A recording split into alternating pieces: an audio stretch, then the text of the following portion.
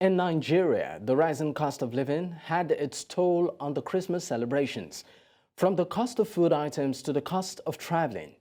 In a nation where more than half of the population lives on less than $2 a day, every little price increase puts a significant strain on household income. Joining me right now to discuss the economic realities and, of course, alongside the celebration and festivities is Sheriff Adekoya, Public Affairs Analyst from Lagos, Nigeria. Thank you so much for your time, Sheriff. Thank you so much for having me. How are you doing today? I'm very well, and compliments of the season. You're welcome. All right, let me just start the conversation by saying that, by asking you, compared to the previous years, that of course you've witnessed celebrations like this and how it's been done in your area, would you say that maybe the amount of parties and of course food items shared has increased or dropped? Well, you want me to be very sincere with you. It is quieter. The quiet is deafening, and however, it is still not a clear case of an economic decline. Yes, it is, but I think the number of parties you see people throw around has reduced, but it is not in direct proportion to what we are facing. You know, what I mean is, if you think the indices has gone down by 50%, then the number of parties should go down by 50%. Maybe we will be wrong. Yes, there has been noticeable decline in the number of funfair you notice, but hey, Nigerians are very resilient and tough-minded people, very dogged. So Nigerians would not throw in the towel easily, especially when they know so well that this season comes just once, and they will do all they can to get the best of it. So measuring and analyzing the number of parties you see may not give you the true picture of what the economy is saying, coming from a thoroughbred Nigerian perspective. Okay, so I hope you get what I mean. Yeah, I do. I mean, it might not just be parties. I'm talking get-togethers and people sharing gifts and food.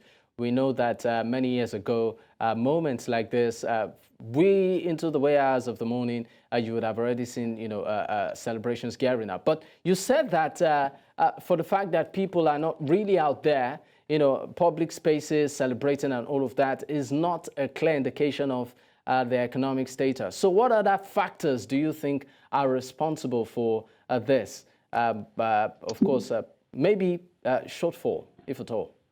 I was trying to point your attention to something that if you measure the reality by what you see, you would definitely be getting it wrong. Why am I saying that? Is that Nigerians are unrepentantly dogged. So what I'm saying is it's even tougher than what you see. The reality is tougher than what you see. So the number of get-togethers, the number of gift sharing obviously has gone down. Before you would find makeshift chicken markets at almost every corner of every street. So if you do not have the energy to go to all of the Idumagu, Alade markets of this world, Koshofe market of this world, there's always somebody not too far from your house who sells live chicken.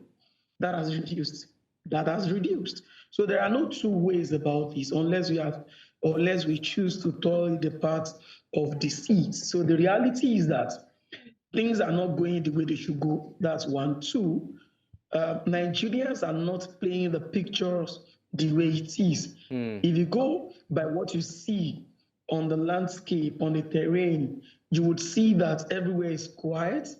But if you go inward into some streets, you see a pocket of people exchanging rice, sending drinks around. A few people can still afford to buy 20 units of live chicken and distribute to people who are supposedly below them. So to show and express that spirit of giving. Nigerians are unusually different. We are dogged. So why I'm saying this is that the fact that The quietness that we are seeing is at a certain indices.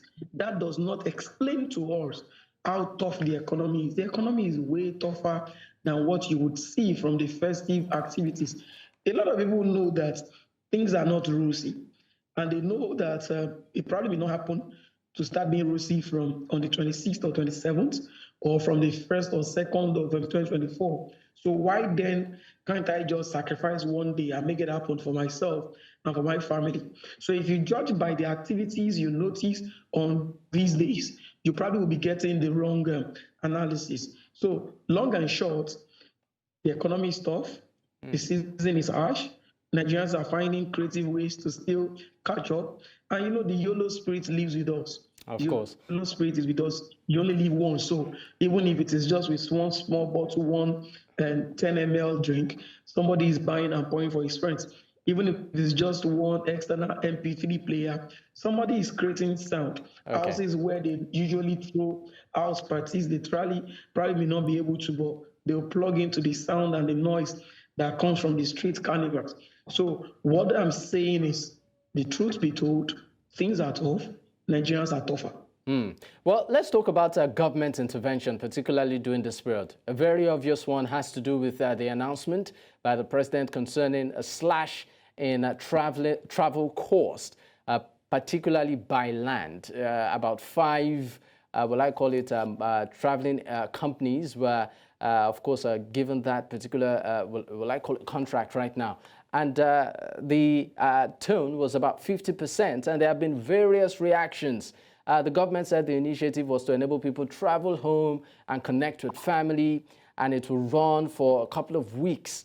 But I just want to know your take on that particular initiative, its impact in the long term, short term, and also the fact, people's reaction. If at all you've been able to interface with people, what you've seen and noticed so far. Well, my driver is from the eastern part of the country. And when I sized his opinion, his mind was set at the fact that he wasn't going to travel because of the cost of traveling, which is expensive.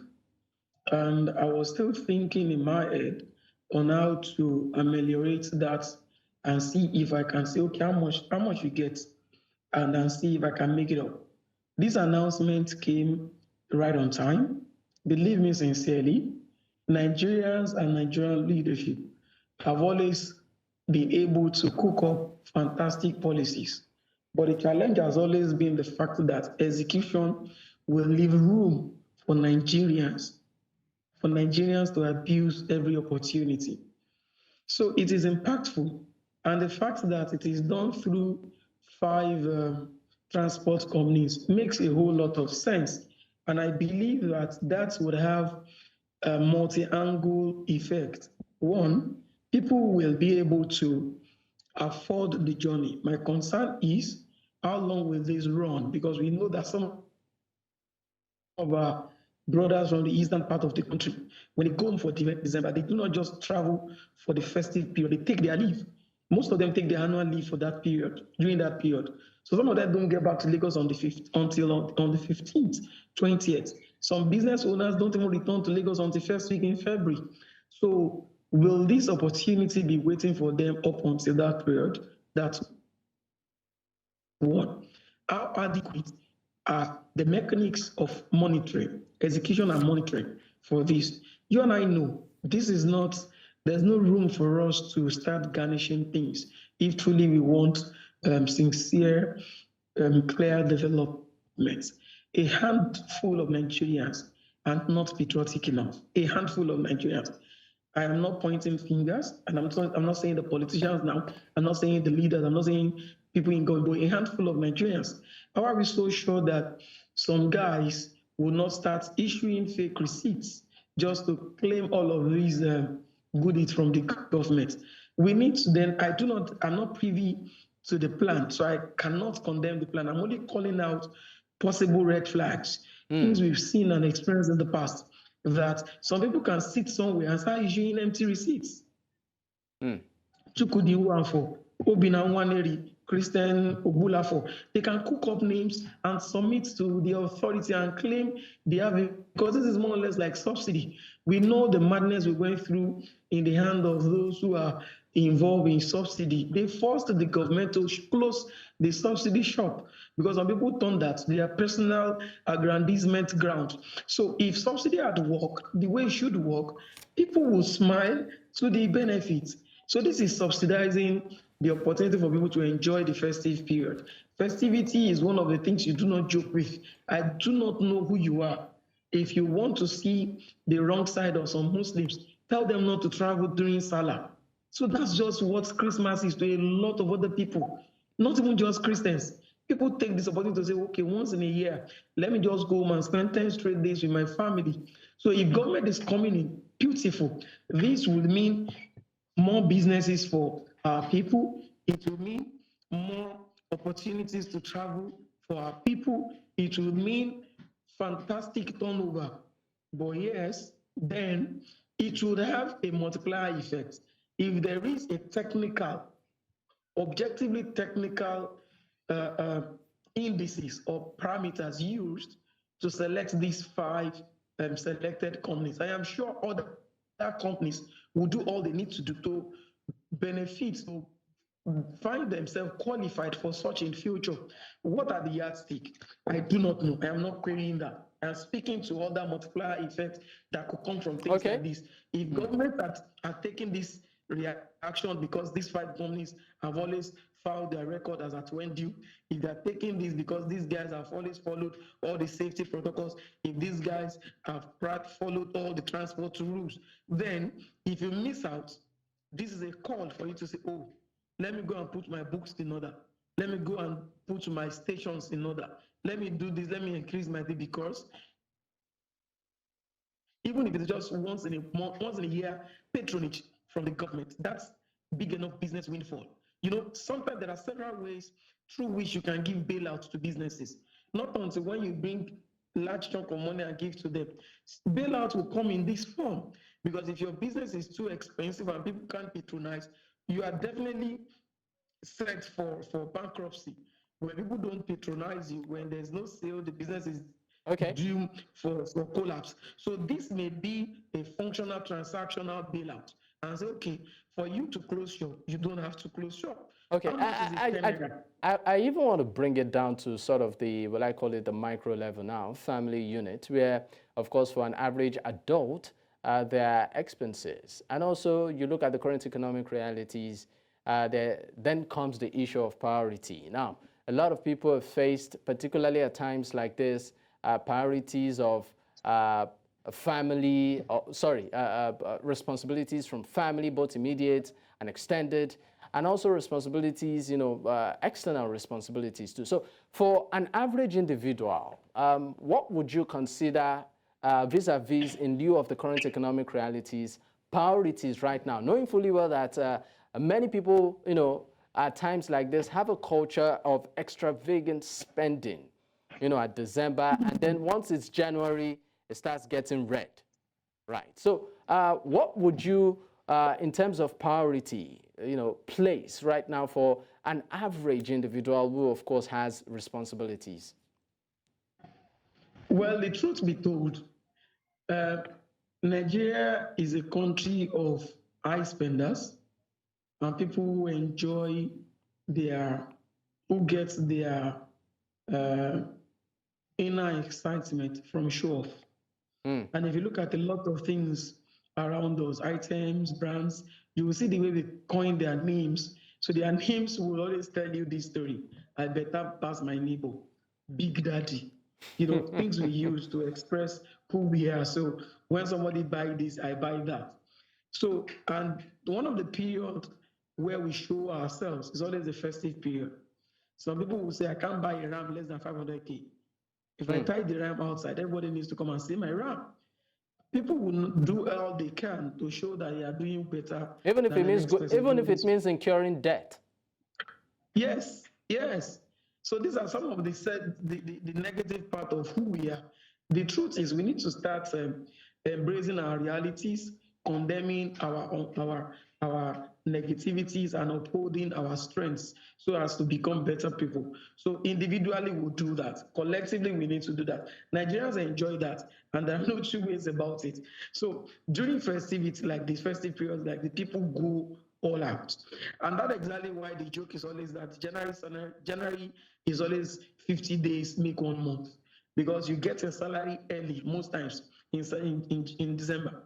Some companies will pay you before Christmas, most companies, so that you can have enough for Christmas. But some companies are very stubborn. They won't pay on the 27th, which is relatively creative. Some pay on the last day of the year.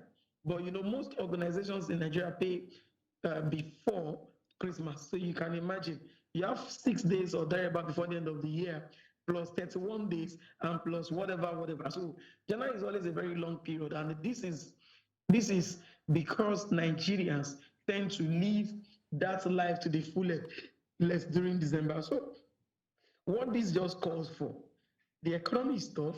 That person you think you would place a call through on the 5th of January, who you are expecting to give you some cushion to the end of the month, is as well calculating. Whatever you have, divide into two. It is Christmas, it is Jesus Christ's birthday, not yours. But yes, enjoy and bask in the euphoria of the season. But remember, there are so many things to do.